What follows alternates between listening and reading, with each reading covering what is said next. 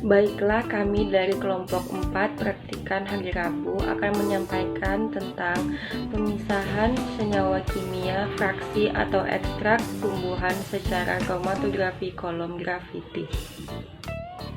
Saya Tria Manjasari dengan NIM 181501033. Nah, untuk pemisahan kolom grafiti atau disebut dengan KKG merupakan teknik pemisahan yang paling sering digunakan.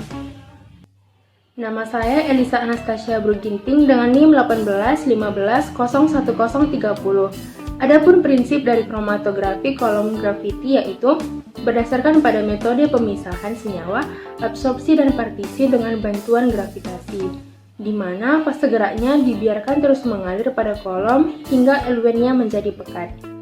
Perkenalkan, nama saya Intan Fadila dengan NIM 181501027. Selanjutnya saya akan menjelaskan kelebihan dan kekurangan dari kromatografi kolom grafiti.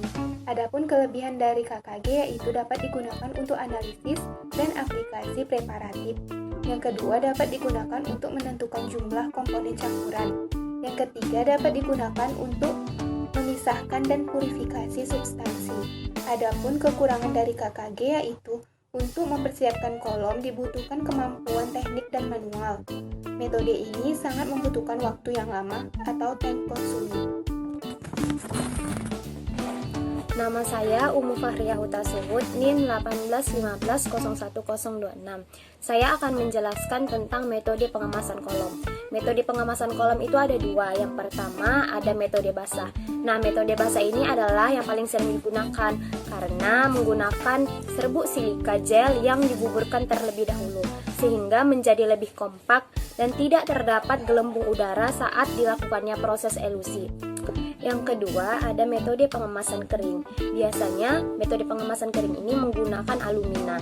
Nah, metode pengemasan kering ini tidak kompaktibel, sehingga masih ada gelembung udara yang dapat mengganggu proses elusi. Perkenalkan, nama saya Syifa Mutia dengan NIM 181501025. Di sini saya akan menjelaskan tentang elusi isokratik dan elusi gradien atau landaian, di mana pengertian elusi isokratik merupakan penggunaan pelarut secara tetap dan tidak berubah-ubah selama proses elusi tersebut berlangsung. Dan elusi gradien atau elusi landaian merupakan penggunaan pelarut yang berubah-ubah yang selama proses elusinya juga berubah-ubah. Nama saya Wahyu Ningsi, NIM 180511028. Saya akan menjelaskan tentang pengemasan kolom dengan metode basah. Terlebih dahulu, gelas wol atau kapas direndam dalam pelarut sampai bebas dari gelembung udara. Setelah itu dimasukkan ke dalam bagian bawah kolom atau sebagai filter. Lalu dimasukkan fase gerak dan biarkan mengalir. Lalu silika gel dibuburkan hingga tidak mengandung gelembung udara lagi.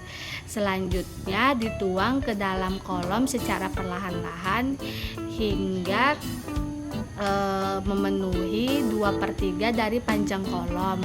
Setelah itu fase gerak dialirkan beberapa kali hingga memperoleh kolom yang kompak dan tidak mengandung gelembung udara lagi.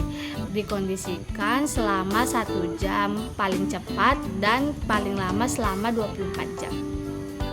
Perkenalkan, saya Siti Rahma Sinaga dengan NIM 181501029. Di sini saya akan menjelaskan tentang prosedur yang kedua, yaitu proses pengelusian, di mana 1 gram ekstrak etanol daun ketapang diserbukkan dengan serbuk silika gel hingga diperoleh ekstrak kering.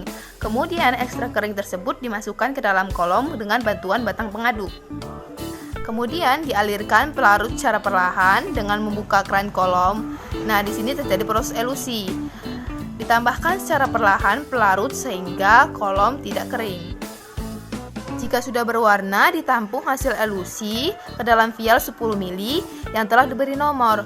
Hasil elusi dinyatakan selesai apabila tidak berwarna lagi. Di sini diperoleh 31 noda. Hasil elusi kromatografi grafiti ini kemudian dilanjutkan dengan analisis kromatografi lapis tipis dengan menggunakan plat KLT ukuran 10x20 cm.